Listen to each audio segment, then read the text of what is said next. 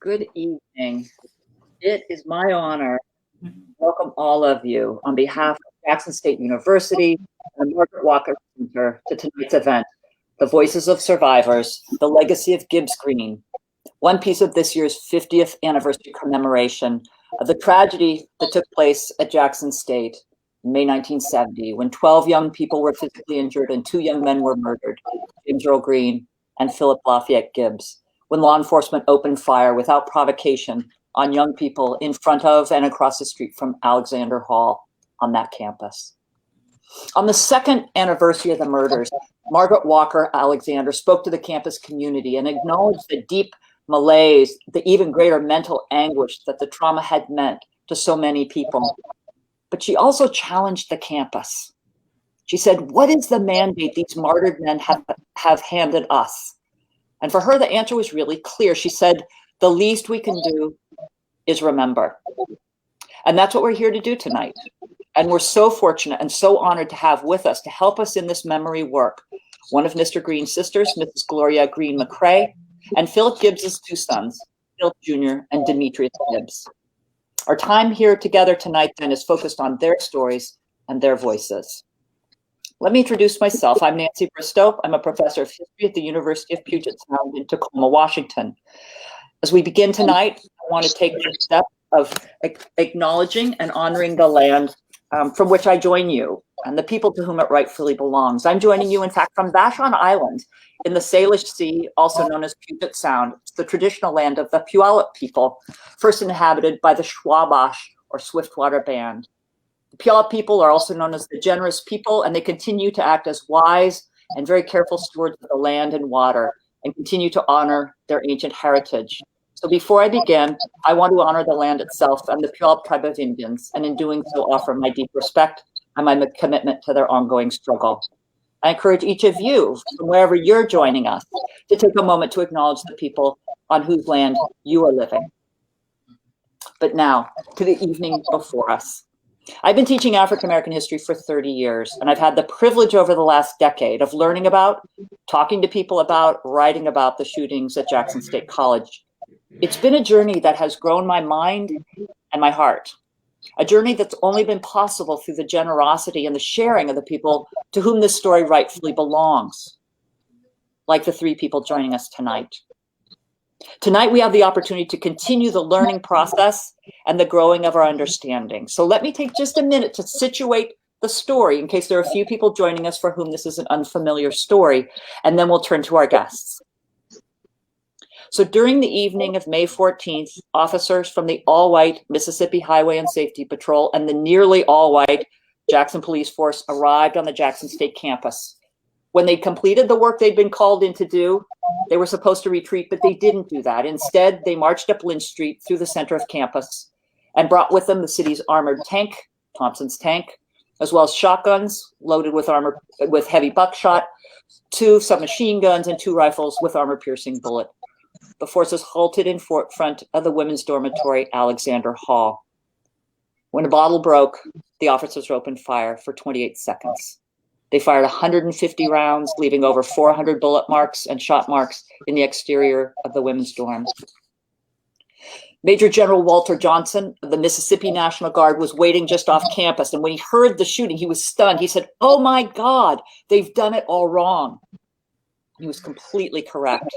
What law enforcement had done that night was not only wrong, a terrible failure, a refusal to follow protocol, but it was also criminal and immoral. And it reflected the racism of both the state troopers and the local police. 12 young people were injured, and as I said before, 2 young men, James Earl Green, a local high school student just days away from his graduation, and Phillip Lafayette Gibbs, a political science major, husband, and father, were both killed. And it's their stories and the stories of their families that we're here to listen to tonight. We're joined by Mr. Philip Gibbs, Jr., and Mr. Demetrius Gibbs, the children of Dale Gibbs and Philip Lafayette Gibbs, and by Mrs. Gloria Green McCray, a sister of James Earl Green. So we'll start off tonight with me asking a few questions and sort of situating us in their stories, but we're really interested as well in making space for your questions, those of you joining us from across the country.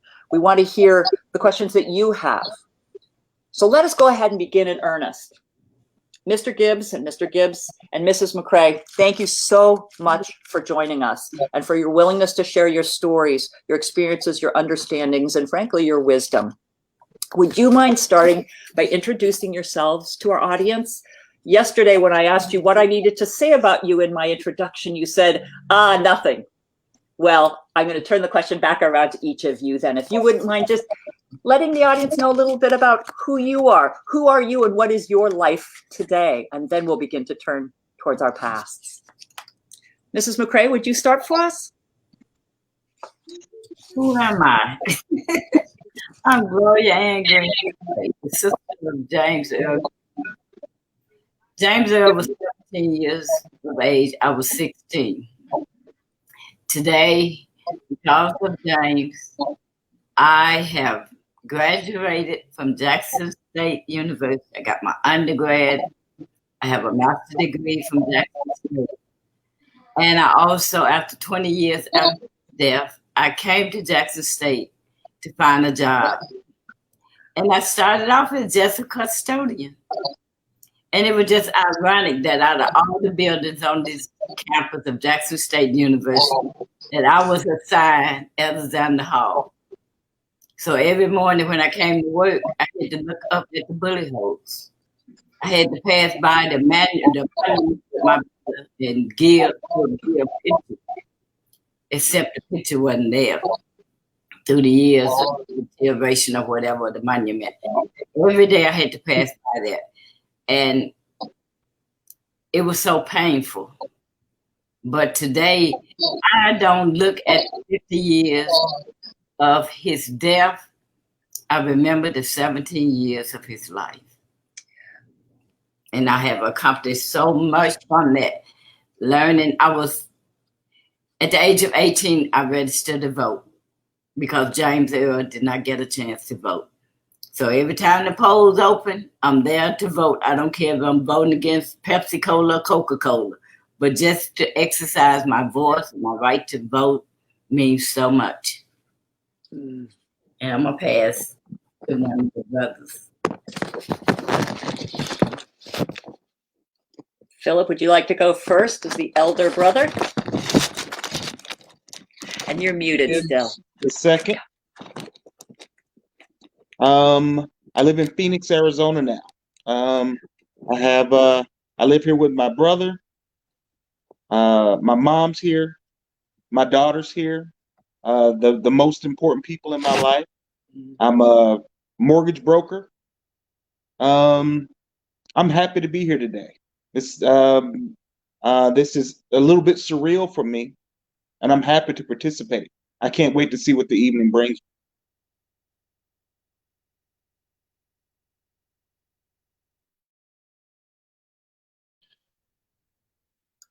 Mr. Demetrius Gibbs.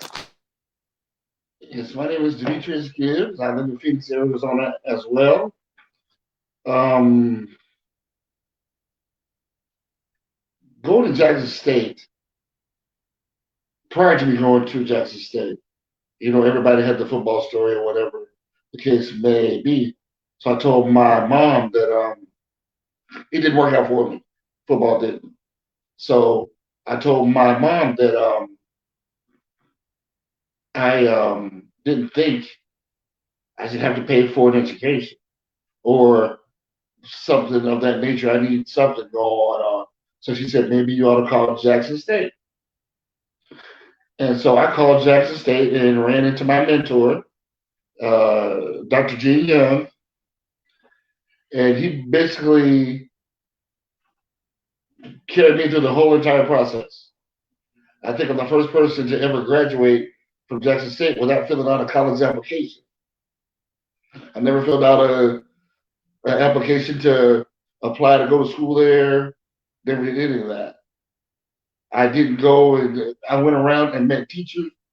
And by the time I got there, classes was already gone. So I already went around and started meeting teachers, and they all told me, yeah, come on in my class. Come on in my class. Because I got my classes. I think that's one of the best things that ever happened to me was going to Jackson State. I am the I love to my heart. Now, I've had a little shortcomings for the last 5 years. I'm disabled right now. I had a kidney transplant. I had a kidney failure. I was on dialysis for 5 years, and last June, if you want to call it, talked it into existence. I'm going to have a kidney by Christmas. That's what I started telling everyone. And December 18th, I got a kidney. And I'm recovering now and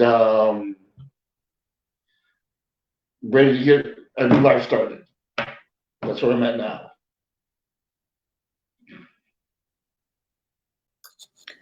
Well, thank you so much for introducing yourselves.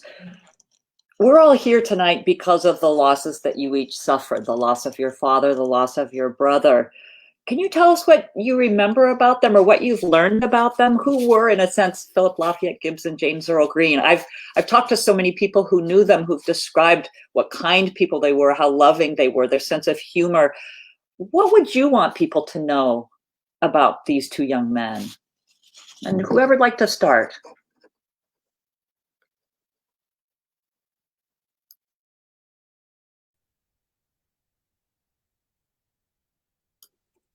Philip, did you want to begin for us?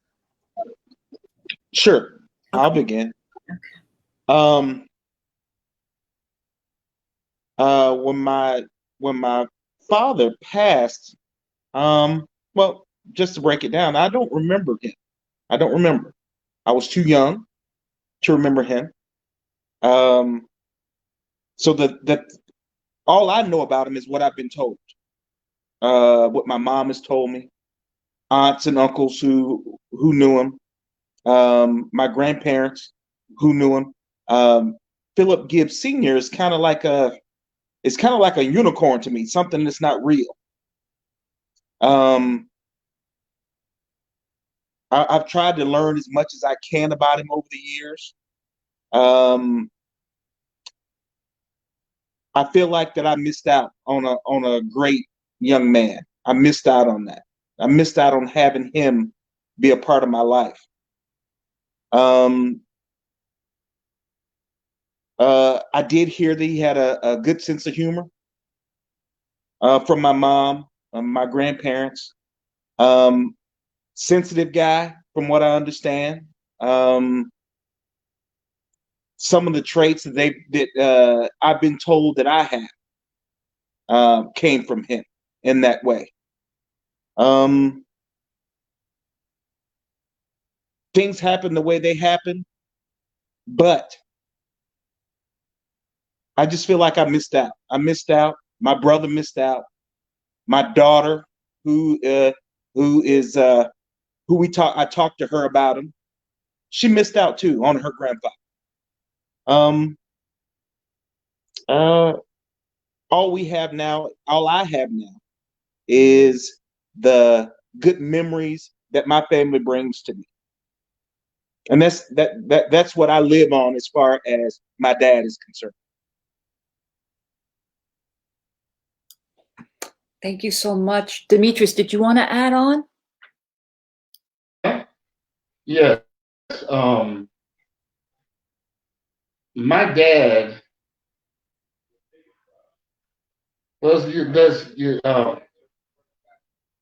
the night that my father died, he was going to the dormitory to pick up his sister to come home. When he was going to get home, if that would have happened, he would have found out he had another child coming. He never got the opportunity to know that. So sometimes I feel like the black sheep of the family, that might be why I'm a little, I don't know, because my dad never knew. But I really believe, how can I say it? Like my brother said, things happen for a purpose. I believe that my dad was doing some of the things that he did, like going to college at that time and getting rocks thrown at him and all this other stuff. So black people can have the opportunity to get an education. that's what I want everybody to really know about, about who my dad was and who those students were at that time. And I don't know. Sometimes I just wish that it never happened. What would my life be today? Who would I be? How would I be? Where would I, I call life a bunch of lefts and rights. Either you're going to make a decision to go this way, you're going to make a decision to go that way. And that's where you end up in your life. So when my father passed away, it took away some of who I really should be. And that's pretty much what I would want everybody to know, is that I would want to know how my life would be different if he was around. Yeah, a kind of loss for which there is, and a question for which there's no answer, and yet the asking of it is, how do you not ask that? Yeah. Thank you so much. Thank you so much. Mrs. McCray. Well, with me, my life with my brother was so different from Demetrius and Phillip, because 16 years of my life, I saw him. I saw his face. I heard his voice. For 16 years, he was a part of my family. And that's what I have to hold on to, rather than the 50 years of him being away from me. I have to hold on to the 16 years of memories. He brought joy to the family. I mean, he was so funny. He was so handsome, so funny, and he added so much to the family. He had so much dream. I mean, all he talked about, when I graduate from high school in 2 weeks, I'm going to Los Angeles, I'm going to UCLA, I'm going to run track, I'm going to run in the Olympic one day. And like Phillip and Demetrius, I don't know what it would have been for me to have nieces and nephews and a sister-in-law, and that his life continued on, the legacy of his life. But it was just, it didn't end the night he got killed, because he had so much dream. So like Martin Luther King, he had a dream. Whereas at the time that my brother got killed, he had such a dream, and my life at the time was such a nightmare. And I was wishing that I wish it had been me, that I could just exchange places with him. It wouldn't have mattered if it had been me, because I didn't have dreams and ambitions. I didn't have a future, but he had it all. And then it was like somebody just pulled the shade down. But I don't live in the 50 years of his death. The only thing I have to hold on to was the 16 years that I knew him in life. Can I ask you a follow-up question? Because you said you have so many memories of him. Are there any memories that, because it's clear that he's still so close for you, any memories that you could share to give us a sense of who he was? He was so popular. He was popular in the family. Out of 9 children, he was the one that was, as my mom said, he's my good child. He was a good boy, In the community, he was popular. Everybody loved him. At school, his classmates, and it was even at his funeral, it was so many people there, black and white alike. It was not just black people. And we could not just say, well, we don't want any white people here. You know what I'm saying? Because they loved him. And it was, I never seen so many people in my life to come out the day of his funeral to show their love for him. And I remember that. That love still goes on and on and on with me. Thank you. And Mr. Gibbs, are there any stories or any particular things your mom has told you about your dad? Philip, you suggested that you have qualities that she says, oh, that's so much like your dad. Yeah. I'm into Greek mythology, believe it or not. And apparently my father was into that. If I was a girl, my name was going to be Athena, a Greek goddess. That's one thing that always stays with me. My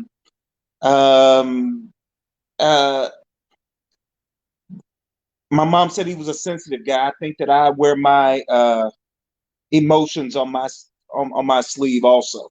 I'm in that way. Funny, my brother. I think that my brother gets his sense of humor from him, from what I've been told. And again, the qualities that my family says he had. I don't know. I don't know about that. I wasn't there. But, and that's what it makes it seems like my father was kind of like Bigfoot, a unicorn, I think I said earlier. There's a mystery to him that I just wish, like my brother said earlier, I wish life is a group of lefts and rights. Maybe it was supposed to happen this way. Maybe my daughter, I have a daughter here, I live in Phoenix now.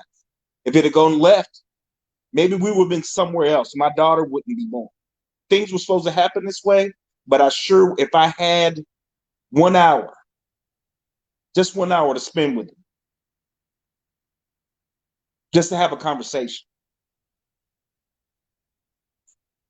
that's what I would like to do.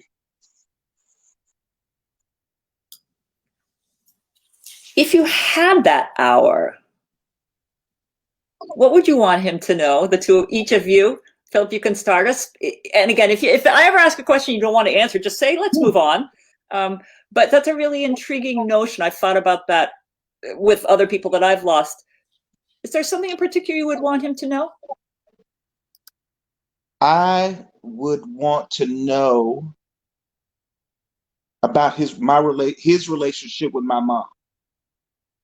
Over all the years, this 50 years, my mom is sensitive about that, her relationship with my dad.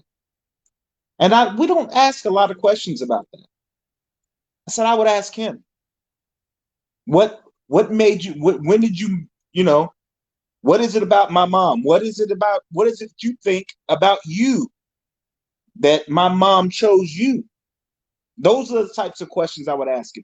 The relationship between those two is the biggest thing that I would ask about. I probably would spend 45 minutes on that.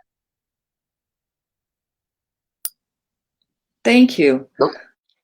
Demetrius, anything you would want to ask or that you'd want to tell him about you? When you said it, my mind went blank, to be honest with you. But I do want my That's hour. fair. But my brother, yeah.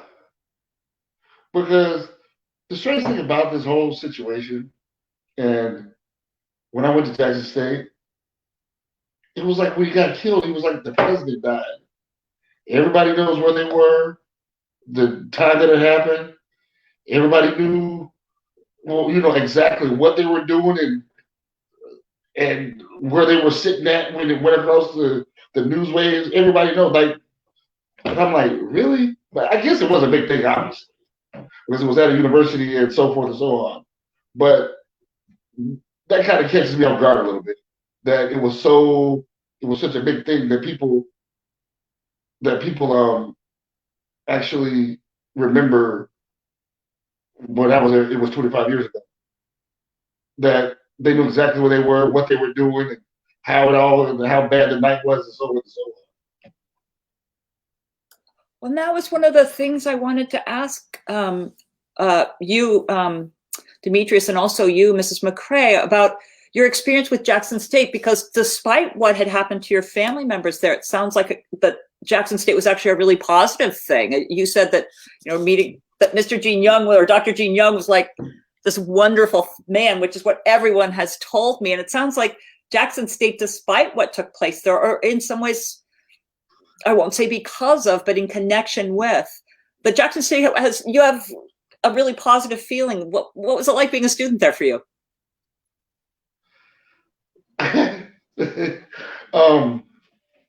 Jackson State University. Like I said, I had the opportunity. Well, if I didn't have an attitude problem at the time, I could have probably went and played major college football. But because my attitude wasn't the way it was supposed to be, or whatever the case may be, whatever you want to call it, that's what I call it today. I'm grown enough to admit it. I would have never went to Jackson State. But I think that was the best thing that ever could have happened, was going to Jackson State. They treated me with open arms. It was like I was the mayor a lot of times. And like I said, everybody, it was like you meet someone and you tell them who you are, and they'll say, okay.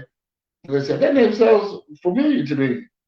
I said, yeah, my dad was the one that died at Jackson State back in 1970. Oh boy, here comes the balloons come down and the graffiti goes up in the air, and now we're best friends with their parents and whoever I'm meeting or whoever I know. We automatically became best friends. And that's what the whole Jackson State experience was to me.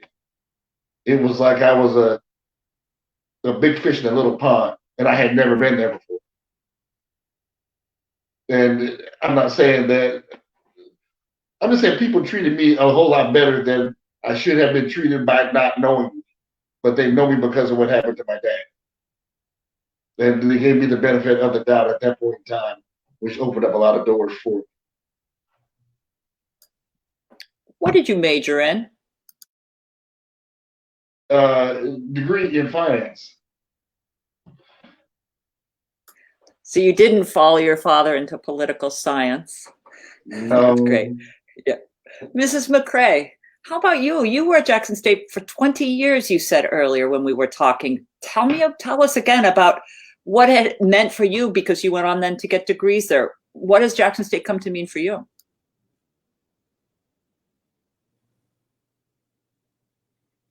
Ooh. When I met Demetrius,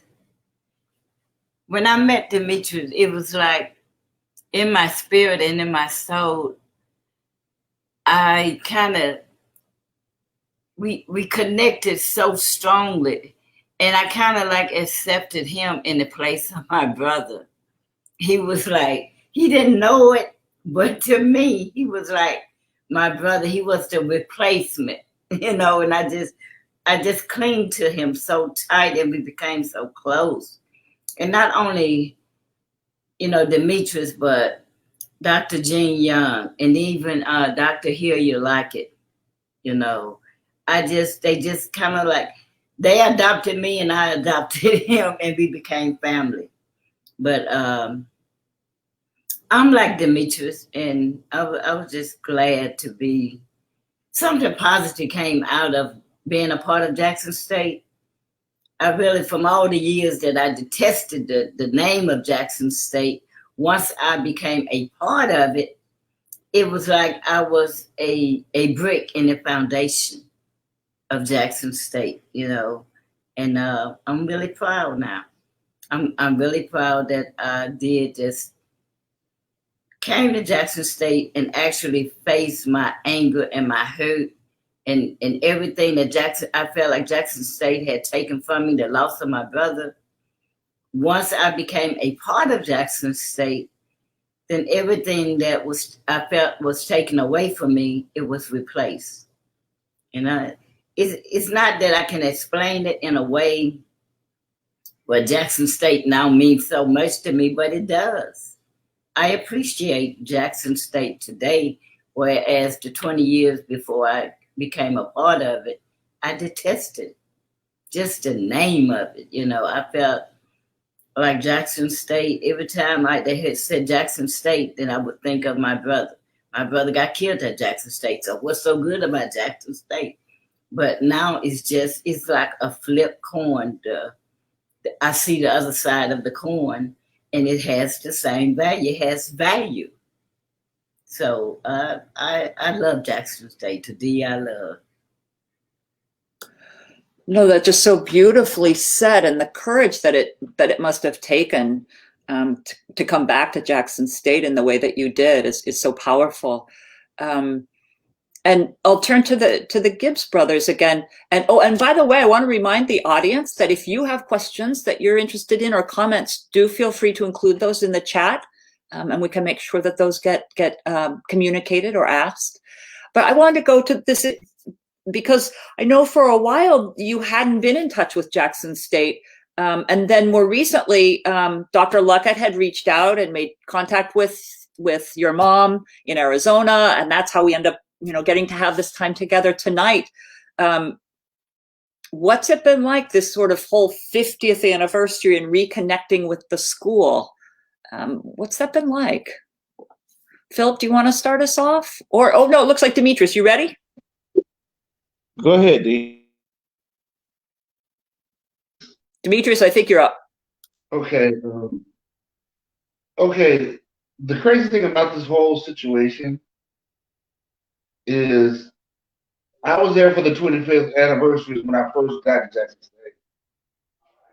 Now we're at the 50th year, 25 years later, was this year. So I kind of feel like I don't know how to explain 50 years later, and then they were going to the March this year, the class of 70. Those were the people that I wanted to meet. And it never happened. It's covert. Totally different story, but I was really looking forward to coming to Jackson State, meeting the people that graduated with my dad, or that would have graduated with my father, and so forth and so on, to meet some of them and hear their stories. And I know they know where they were at the time the shootings happened, and maybe they can tell me something new to the story that I don't know. Yeah, that's about it. Yeah, appreciate that. Philip, did you want to add? I want to piggyback on what my brother just said. I'm proud of this situation. I'm proud that my dad is remembered. I was looking forward to being there to see people who were there at the same time he was there. Maybe there will be something new other than what I already know or what has already been brought to me. Something new that I don't know. Somebody pulled me aside. You're Phillip Gibbs' son. This is what I know about your dad. Something that my mom hasn't told me. Something my aunts and uncles haven't told me. I was looking forward to that. And again, the coronavirus could have kind of put a kibosh on that. Maybe that can continue. Maybe that can happen for us in the future. I'm looking forward to that happening. And I think you're not alone in that. I think there are a lot of people who are hoping it will happen. Dr. Luckett is certainly committed to it happening. Now we just need some cooperation, I guess, from the virus. But yeah, let's hope that we are all together in person come May. Agreed with you completely. This issue about it being remembered, it was really interesting hearing you, Demetrius, talk about being on Jackson State and everybody remembering this. What's been your experience beyond the Jackson State community? For instance, that you both live in Arizona now. Is this a story that people are familiar with? And if not, why not? Not very many. I just think that I just think that how can I say this would be politically correct? I just think you see that what you mean to say. Huh? You go ahead and say exactly what you mean to say. I just think that the Kent State riots showed the Jackson State killings, even though it was for the same purpose. And I really didn't realize it until Dr. Young showed me a couple of different newspaper articles from different years that Kent State had a front page article that was probably 2-3 pages long, and Jackson State was on the back page in the little corner. And he showed me more than one time, because he had articles from forever ago, and he knew where everything was. And that's basically what I believe that the situation was. And I'm just happy that not just Jackson State. I want more things to happen, and I didn't need to bring them up, but like the things that Deion Sanders is doing, bringing Black colleges to the forefront, helping us get our facilities up to where we were. You got to realize, when I went to Jackson State, I graduated in 1995. There were still chairs and tables with Walter Payton's scratched in the tabletops. He graduated, I think, in 72. So what is that table still doing there in 95? So can we get, just bring the light here and help us grow? Is what, I don't know. That's just what I think. Jackson State has always been a far behind second to Kent State. And it is what it is at this point in time. But hopefully we can close the gap with some of the things that people are doing today and trying to bring. And I just don't want it to happen at Jackson State. I think we need to get some other players going to other schools and getting them going to where they can bring everybody up another level and get everybody's education up and, the facilities up and so forth and so on. Phil, did you want to add anything? Brother took the words out of my mouth. Kent State is I heard as growing up, I heard about Kent State along with Jackson State. I believe that I heard about Jackson State first because it was my dad, but I would see Kent State on TV.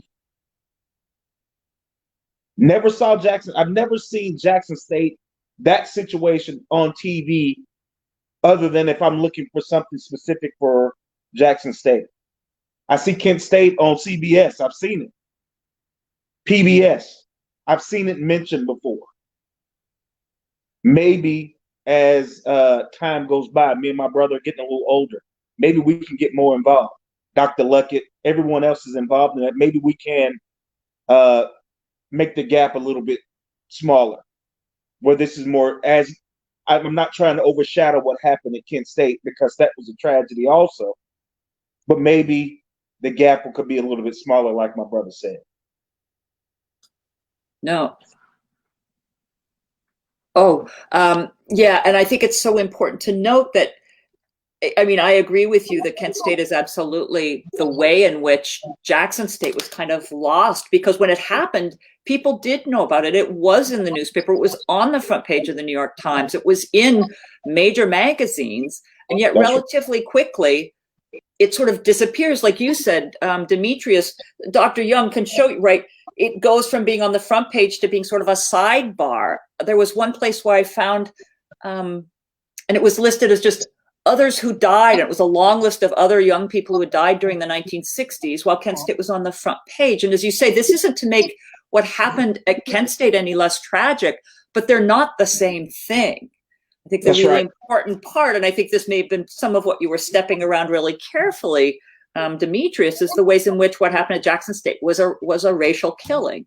These were white officers shooting young Black people. That's a different story from what happened at Kent State. Kent State cannot stand in for all of what happened in that period. And the story of what happened to your families is a very distinctive one that certainly I would agree with you needs to be told. And I think there's a lot of different reasons it's a story that needs to be told. And maybe I'll ask you that question, which is, and here maybe Mrs. McCray will turn to you if you'd like, which is, why do we need to remember what happened on that terrible night in May 1970? Why is it important, for instance, to be having an event like this where we have a chance to hear your stories? Why do you think that's important? I certainly know that it's important in my soul of souls. Why do you think it's important? Why do we need to remember? I think that we need to remember, because if not, history repeats itself. And it was many years, I mean, every year, because I was a part of Jackson State for over 20-some years. And every year they have the annual Gibbs-Green Memorial Program. And it was very, very disappointing to me. And I have spoken about it even openly, that the student don't know. They have the program every year, and not 20 people out of the whole campus would come and sit on the plaza to even know what the candlelight vigil is about. They'd be looking out their windows like, what are they doing? You know, in the dormitory, in their windows, looking down like, what are they doing down there? What is this all about? And I felt like the student needs to know. They should have known. Why is it that this is our family, why is it that the students are not coming out year after year after year after year, when we have this program every year, that the turnout of our own people, the student don't even know what's going on? And that was very, very disappointing to me. Year after year, the same thing. I look at the numbers of the program itself. Whoever is over the program, Mr. and Mrs. Jackson State, they come out, the people that's familiar with the killing might come out, but where are the students? They're the one that needs to know about this. What is really, that was murder, that was bloodshed. The Gibbs-Green Plaza is not just a place you hang out and have fun and have step shows. That it was a reason why all of this came to be. The student don't know, God, that this street used to be a thoroughfare where you could just drive through downtown, and that the student in the dormitory had to cross the street to go to the classroom, to even be taught their education, that they had to go through all of this racism, bottle being thrown at them, all these racial names. They don't know what the people that was here in 1970 went through just to get an education. Now that you guys have the privilege to get an education, you're just taking it for fun. You know what I'm saying? You just it's a place to hang out. But to me, this was it was like a mortuary. It was like a cemetery. Blood was shed here. 2 people died here. It wasn't all about fun and hanging out. That they need to know. So my question was, why don't these students know? I know that Dr. Lackett taught it in his the class when you first coming on to campus. What was that called? That first class that you teach the history of the university. Dr. Lackett taught a lot about the history, but what are the other professors teaching? Why don't these students know who Gibbs and Green really? I mean, that these people had lives. So that part really did affect me mentally and emotionally when I see this, and I experience it year after year after year, that our own people didn't know the history of it.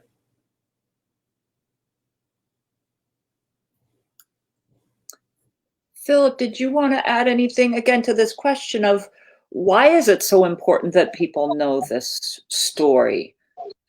Because for me, it seems so essential. Why? Any thoughts? And then we have an audience question we'll turn to in just a minute.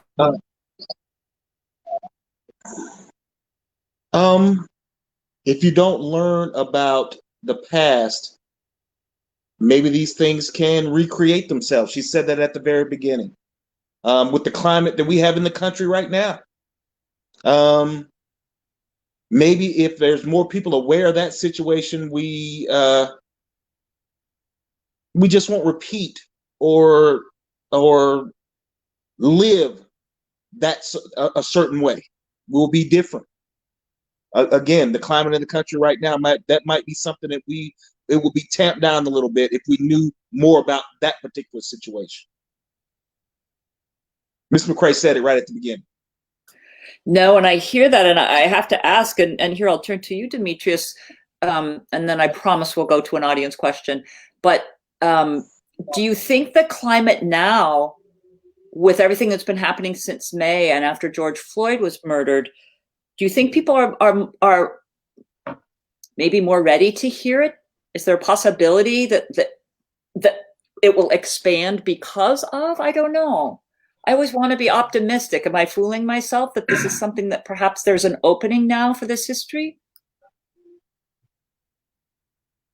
To me, it's kind of twofold in a sense that we're still fighting the same fight that Martin Luther King fought back in the 60s. And I don't want to say white people, but white people, for lack of a better term, believe that blacks are doing well now. The unemployment rate is low and all this other stuff, and you should be okay with what you got. And I don't agree with that at all. And I think that this situation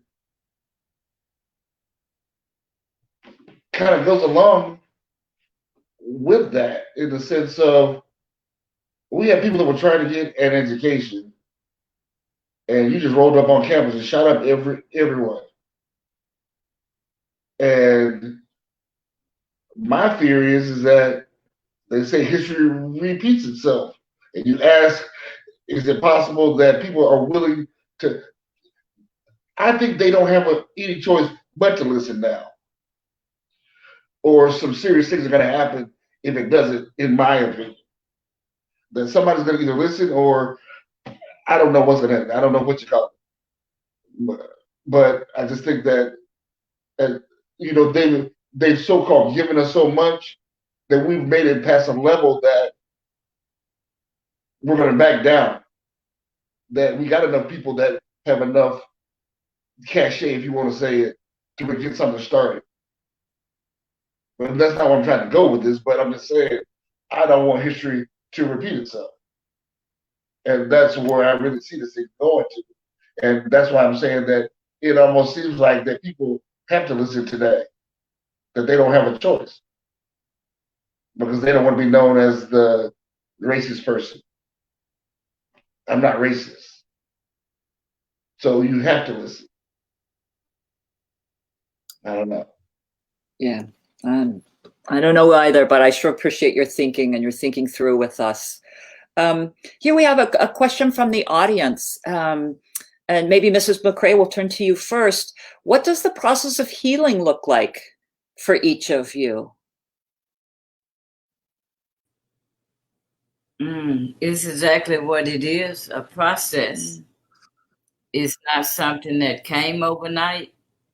I can truly say I'm here now, but for 20 years, I was hurt. I was injured so bad within not just my emotion, but down in my soul, that you took a life that was so valuable. You took something that was so valuable. It was like a bank being robbed. You done took all the assets. You done took all the dividend. You done took everything, all the interest. You took everything. And now, for 20 years, that was so hard on me. Like I said, just the sound, the name of Jackson State hurt so bad just for me to even hear anything about Jackson State. I don't want to hear nothing about Jackson State. That went on for 20 years of my life. But I can say that I'm here today, but it was a process. It was only because I came back to Jackson State, faced my anger, faced my resentment, faced everything that I detested. I had to face it as if it was my enemy. I had to actually come out of the shadow into the light. I had to actually come into this thing of, okay, you did this to me. Now I'm here. Either I'm going to give back. You can't give me back my brother. But Jackson State has given me so much more that I can't even express in words what Jackson State replaced my education. This 50-year doctorate degree in honor of Phillip Gibbs and James Green, what it means to me that Phillip Gibbs didn't get a chance to graduate and get his degree from Jackson State. My brother, James Earl Green, didn't even get his first degree from high school. He got killed 2 weeks before his high school graduation. That's all he talked about, was getting his diploma. So this 50-year commemoration of the honorary doctorate degree for Phillip Gibbs and James Earl Green, this means so much that I cannot just sit here and actually express myself in words, because it's more than just words can express, and I don't want to get all emotional and pour out my emotion, because if I did, tears would be all over this camera. But I just thank God that it took 50 years to let these people know that you have not been forgotten, that your life is a legacy, your death is a legacy. It's not just a tombstone with your name on it. This is something so valuable that we can pass on to our children and our children's children, that they can literally know what James Earl Green, Phillip Lafayette Gibbs, what these two people, what their life represented. And that just because of their death, they still live. So I'm here today. I'm here, but it was a process. It didn't come overnight.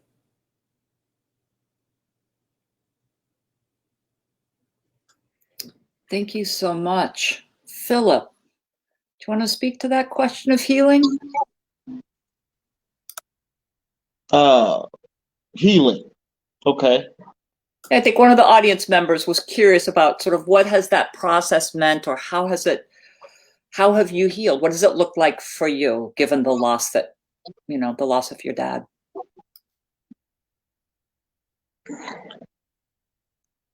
It's a bit strange for me.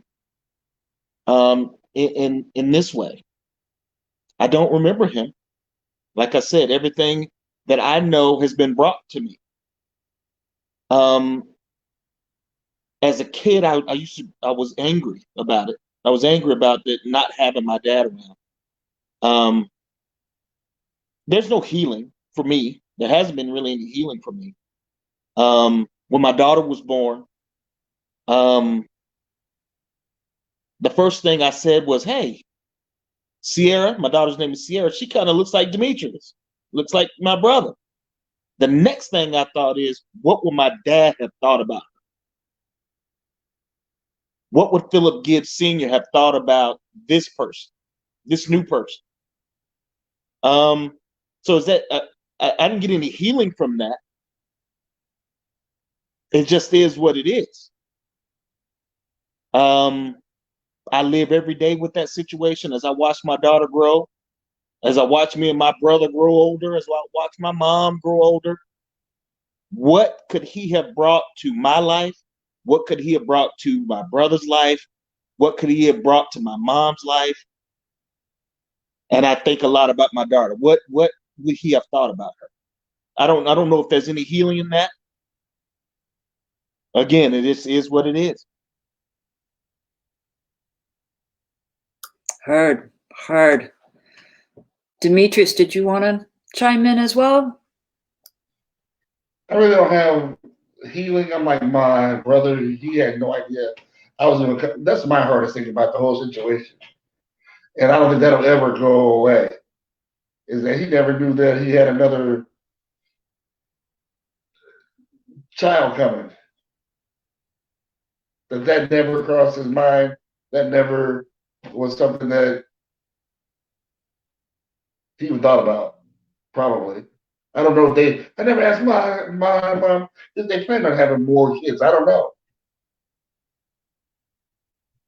No, she did. Oh, bring that up.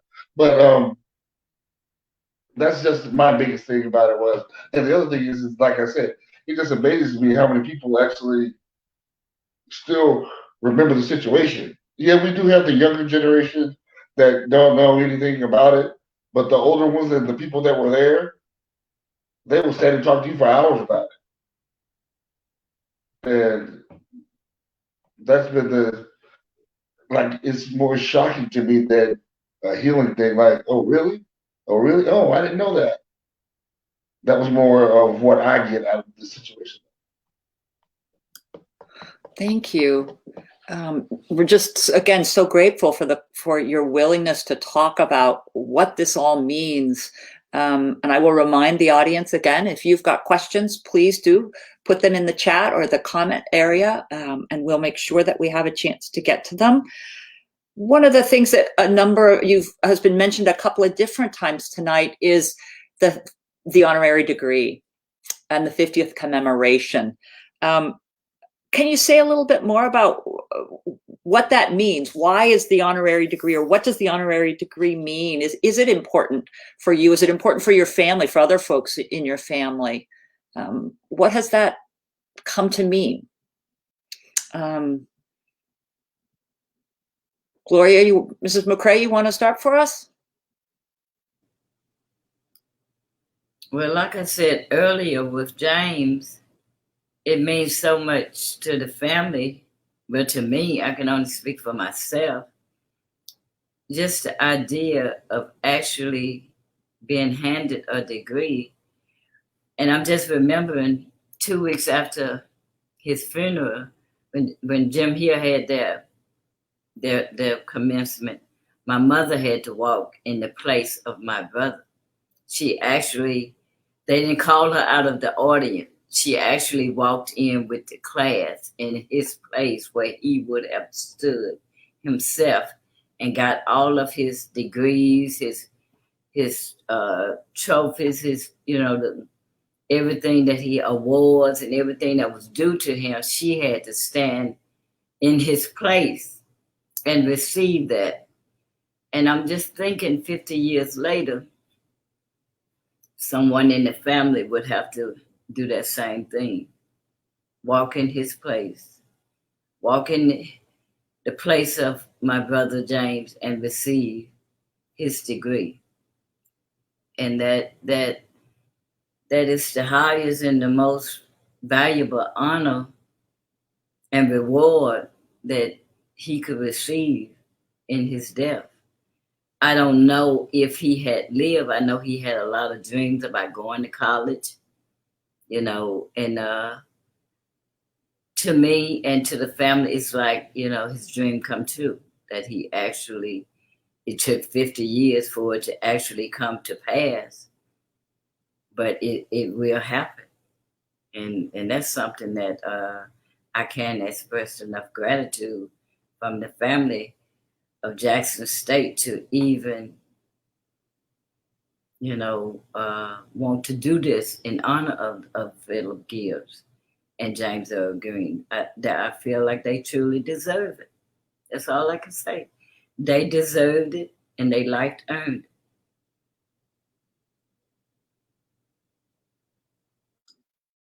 How about you, Phillip?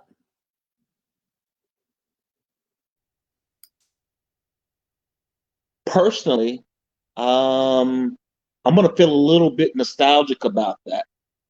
I was there when my brother graduated, my daughter, my mom, and I was so proud of him.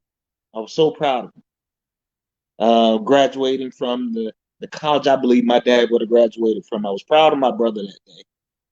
Not that I'm not proud of him anyway, but I was extra proud that day of him graduating. And I'm sure that when that happens, I'll think more about when he graduated than that particular situation. I thought about my dad at that time too.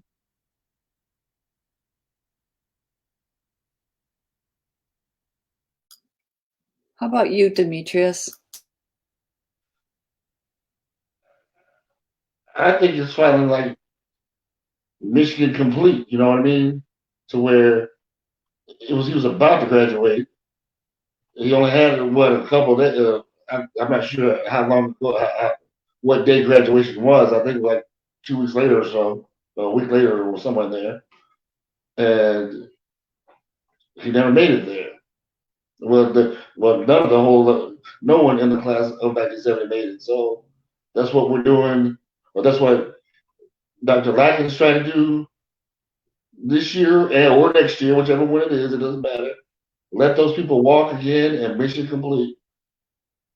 That it took 50 years to get it done, but hey, no better time than the present. No better time than the present, indeed. And that makes me think about what this story means in the present. As I say, I was in a class at New York University today where students were talking about your dad and your brother and about their murder and about other things that had happened in that period.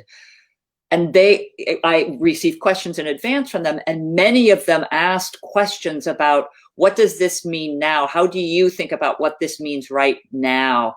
And I guess the question is what does this mean to each of you now, which is different from what it meant 20 years ago or 50 years ago, which you don't even remember. What does it mean to you now? And what does it mean in the broader context, I think, of the United States right now? 2020 has been a year like no other, in a sense. What does your story and the story of your family mean now?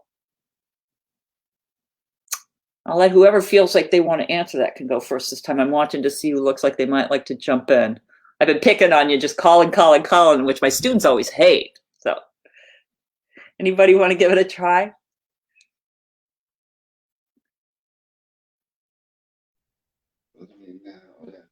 I'll do it. Thanks, Demetrius. I think I said it earlier, but we're still fighting the same fight that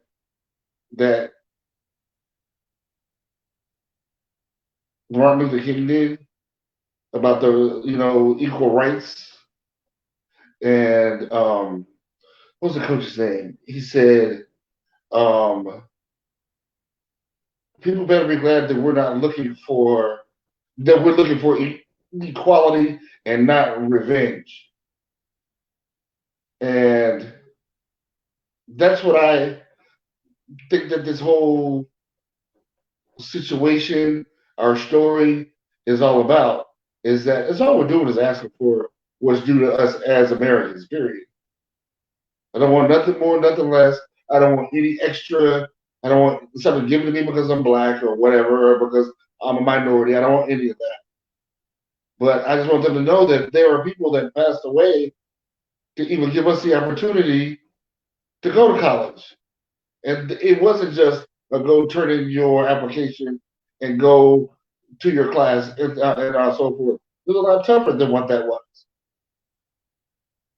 Now, it's pretty much go fill out your application, get accepted, do your tuition, financial aid, whatever, and it's over. But there was a lot of things that happened prior to that, so where you could just do that now. I hope I answered your question. No, you surely did. Would either of you like to jump in? Otherwise, there's another question from the audience, but I'll give you a minute if you'd like to chime in. Well, let's go to the next question then from the audience. And there you can see it, I think, on the screen. To the Gibbs family, your Aunt Doll was a student at Jackson State at the time of the tragedy as well. Have you all considered having a memorial or a vigil in Ripley? In what ways would you be willing to educate the community in Northeast Mississippi about the tragedy?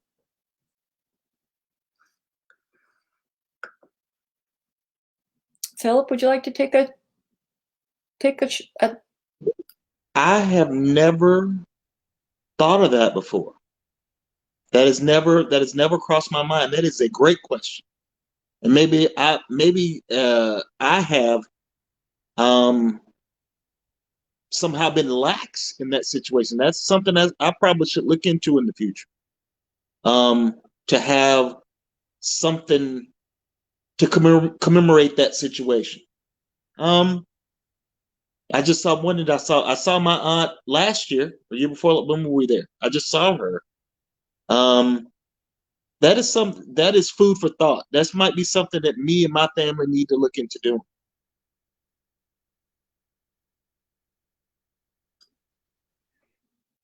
How about you, Demetrius? It's an interesting question. Any connection, because you did come to college in Mississippi, but obviously you live a long ways away now. Yeah, that is a wonderful question. Why not? But like I said, and I'm not trying to, what I would say to that is I think a lot of those people know more about it than I do. Because they really, it kind of put Ripley on the map. You know, I'm not saying put us on the map, but it really brought attention to that little country town that we're from. And yes, we should do more in my father's name, but I think they were not proud, isn't the word. I think they were happy that my dad was from Mississippi, or from Ripley, Mississippi. And yeah, I'm from Ripley, Mississippi. You know, Phillip Gibbs, yeah. They say that up there. The same place where Phillip Gibbs from. They're talking to somebody from Mississippi. And people, oh, okay. So, yeah, that is something that is a great question. And that's something I need to talk to my mom about, and my brother. And I'm sure there's a lot of people that would be interested in doing something.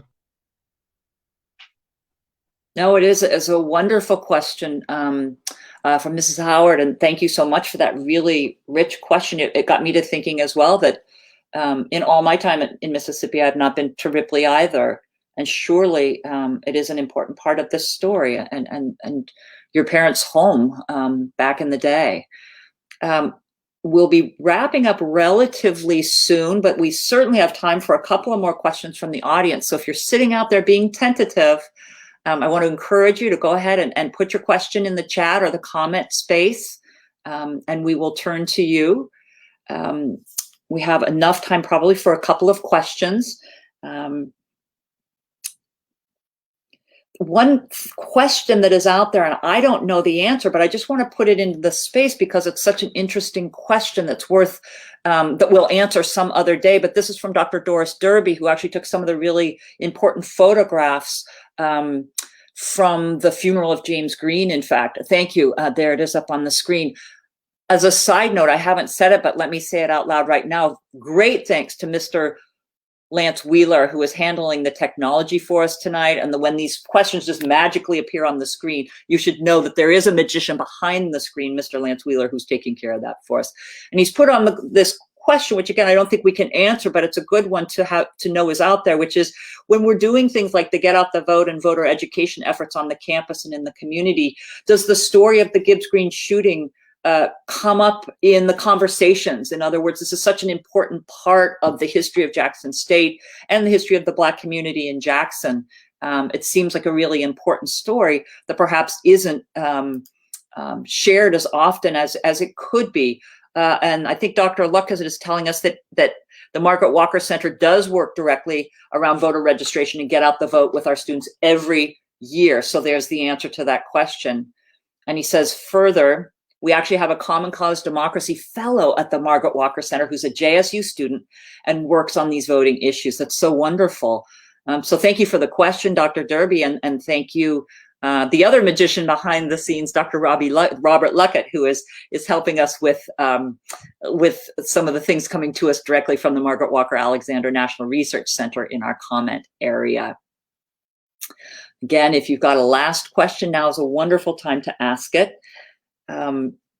We have so many people in the audience today, and I want to say my thanks to them. I have one last question, which I'll introduce now, and that is, in a sense, what is, and I've sort of asked this indirectly, but I want to ask it in an even more direct way, that in the years since 1970, Violence against African Americans in this country has not ceased and desisted. It has continued. It is a chronic crisis, which is a strange pair of words to put together. And in a sense, your families are a part of that history. And this year, in a way that feels different, more people are talking about this. It seems all the more valuable then at this, excuse me, my Siri wants to talk to me. At this very moment, it seems all the more valuable, I think, to hear your thinking, excuse me, about the legacy of May 15th. And even more the legacy of your brother and the legacy of your father today and in the years to come. They've left a legacy. How do you think about what that legacy is? And in a sense, you three are part of that legacy. So certainly that's part of what the legacy is. But do you have thoughts at all about the legacy of these men and the legacy of that event today and as we look forward to the future? I'll give you a second to think about it. And if one of you feels ready, I'm going to hope that each of you will speak to this one.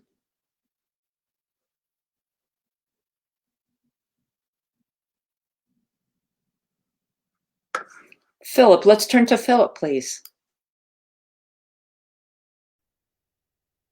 With the work that you're doing, the work that Dr. Luckett is doing, and many others, I'm sure, but you're here right now. You're doing this right now.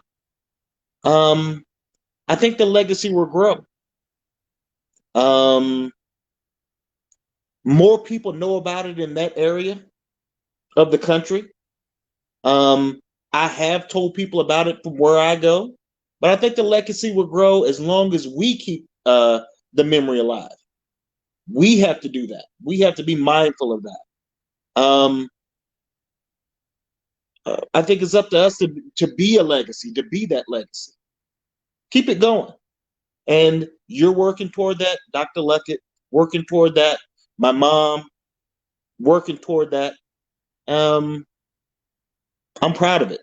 I'm proud of it. I'm proud of the legacy that is even after 50 years is not as big. The legacy, the being as well known is not where I think it should be, but we're working toward that.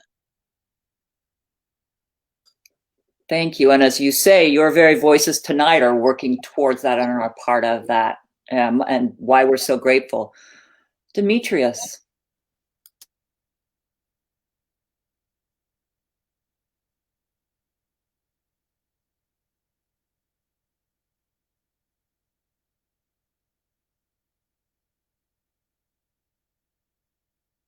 I think. Okay, there you go. Yeah, legacy. When I first got to Jackson State, I thought it was all Dr. Young. And he was always pushing Gibbs-Green, begging every department, everybody that he could find for some money to put on a program, you know, so-and-so, so-and-so. And then he passed. And I kind of thought that it would kind of fizzle out because at the time he was the one that was really pushing it hard. I'm talking about everything that he talked about. Gibbs-Green's going to come up somewhere in this conversation. But Dr. Young passes away, and then we have other people in the community that picked up where he left off at. And then we got Dr. Luckett, we have you, we got other people that picked up. Before it was just Dr. Young. Well, I'm not going to say it was just him, but he was the main one that was running the whole entire, trying to get something a little, can I get a room? Can I get a little audience to come down? You get extra credit if you come to this little meeting that we're going to have about Gibbs-Green to learn about it. You got to write a paper on it or something like that, and I'll give you bonus credit for it. That was what teachers was doing back when I first got there. So now I'm happy that after at 50 years now, 25 years later, that it's still going just as strong as it was, if not stronger. Because at the time, 25 years ago, there was no cash, no money for the program, nobody was willing to help. Well, people were willing to help, but what could they help with, to be honest? Now it seems like we got more avenues and like these Zoom things and so forth to where you really get the word out there that we didn't have back then. So I'm just happy that the legacy will continue, and I'm happy that it didn't just die out when Dr. Young passed. And that was like one of the worst things, that even though he passed and that was my guy, that was one thing that I thought that was like, oh God, is anybody going to be around 30 years from now? Well, meaning at the 30-year reunion or whatever, or 35, 40. And we're at 50, and look at what's going on now. We got an audience over there and people on the Zoom and all this other stuff. Hey, we're doing big things. They're getting the class of 1970 to come down and graduate, honorary degrees and so forth. Hey, I'm all for it.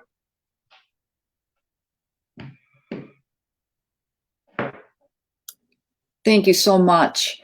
Mrs. McCray, legacy. Legacy. I know that I'm very, very, very appreciative to what Jackson State is doing.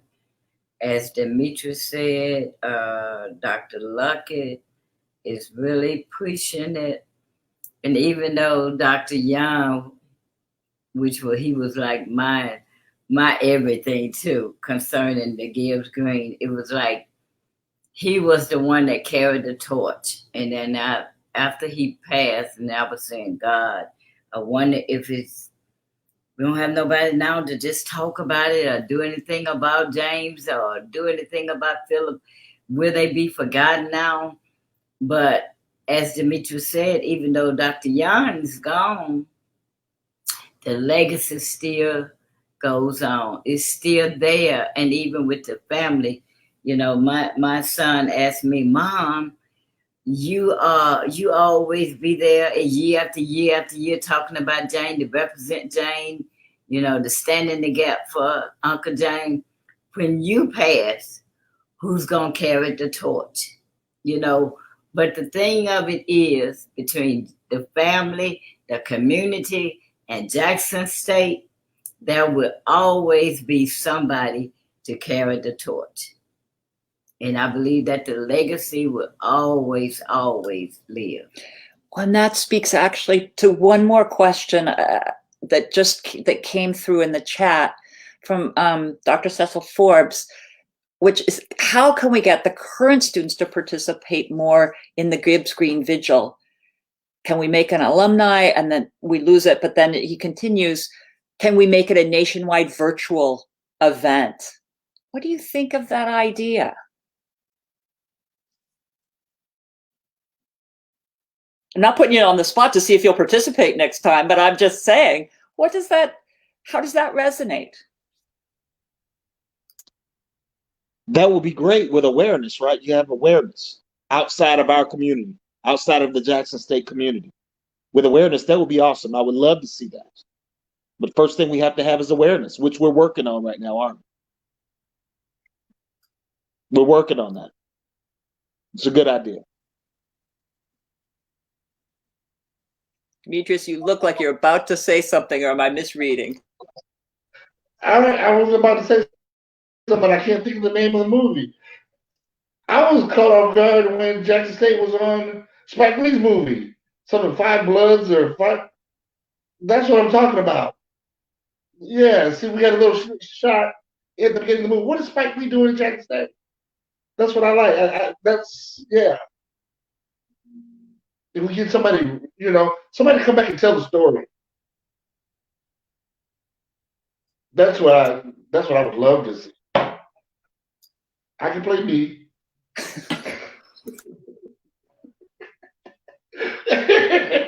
I somehow knew you were going to make us all laugh before we were done tonight. No, I'm just kidding, but I would love to see this. I think it's a, to me, and heart-wrenching. It's a heart-wrenching story, at least in my opinion it is. I guess because it happened to me. But, you know, everybody's bad is not that bad compared to that person's bad. You know what I mean? So I just think it's a decent story. It's a real good situation for somebody to actually tell a story instead of, you know, that's what I think should happen. I need to get in there and go talk to somebody. Let's write it. Let's do a movie. Yeah. Yeah. I will not disagree with you at all, because it is a heartbreaking story. Yeah, I don't know. Yeah. Mrs. McCray, what do you think about going nationwide on a Zoom with this thing? I'm loving it. Yeah. I am just loving it. Yeah. Yes. Mm-hmm. Well, I'll tell you what, that's what folks are saying in the chat. I don't know if y'all have been busy focusing on me asking you questions and thinking about what you say. And there you go. People in the audience are saying things like, most definitely, think it's time for that. Yes, we can. Yes, we can. We've got a national audience tonight. And I think that's a real tribute to the three of you, that in a sense, what people are dreaming of is something you've already made happen. The last question I wanted to ask, and you may or may not have an answer, but I always want to end an interview with this, which is, there something you wanted to say tonight that you didn't have a chance to say because I haven't asked the right question? Or just something as we're closing up that you want to leave this nationwide audience with? I'll give you a second to think about it. Yeah, it looks like Demetrius is ready to go. I want to thank everybody that took the time out of their day to come and hear the story. And that's the biggest thing. We're talking about getting it out there and getting it moving and, you know, let's do things. This is how you start. I think this is a start. Great start. And you said that if somebody wants to do something else, I'm available whenever anybody wants to. I'm disabled for the time being. So I'm ready to go do anything, talk to anybody whenever they want. And I'm an open book. I try to, you know, be as honest as I can with it. And that's all I can give. But yeah, I'm ready to do anything that anybody wants to do. Thank you. Phillip, any last words for the audience for tonight? I think we can all learn together. I'm sure there's parts of this story I don't know. That's why I'm looking forward to being there when 1970 graduates, when they get the opportunity to do that. What stories do they have? What stories haven't I heard? I know I've already said that. That's what I'm looking forward to see. What can they bring to me that I don't already know? I'm looking forward to that. I'll be there for that. Thank you. Mrs. McCray. I have one last request to ask of Jackson State as a favor to the family of Phillip Gibbs and James Earl Green. It's been years since they have had pictures on the monument. And just for the sake of tourists, new students coming in, that I think they deserve to have, even when they have the kind of like visual year after year after year, there's no picture. And to me, that is so important to at least have the face of these young people. So even if the name don't click, I mean, you got Gibbs-Green Plaza, but there should be a face that connects with the name. That when they walk to Alexander Hall and they see the monument and the beautiful writing on the monument, where the picture? We need a picture of Phillip Gibbs. We need a picture on the monument of James Earl Green. And I have been requesting it year after year after year, but I'm just asking on behalf of the Gibbs-Green family that if Jackson State could find a way to have those pictures replaced on the monument, it would mean so much to the family of James Earl Green and Phillip Lafayette Gibbs. And I ended with just that request. And I appreciate you're putting that out into this space. And I'll tell you what, you already have people saying, I agree, let's make it happen, Tigers. I suspect that's exactly what will happen. So there we are. I just want to close by reminding, one of my favorite writers is James Baldwin, one of the great American writers of all time. And in a really powerful book in 1963 that he wrote in the middle of the civil rights movement and all that's connected with that, he wrote eloquently about how important it is for us to know the past, and especially its hardest parts, the kinds of things we're talking about tonight, the history of anti-Black racism, of violence and repression, of the harm that's done by white supremacy. And he wrote, to accept one's past, one's history, is not the same thing as drowning in it. An invented past can never be used. It cracks and crumbles under the pressures of life like clay in a season of drought. And so he called on us to know the truth, just as Margaret Walker Alexander did, as I mentioned when we started.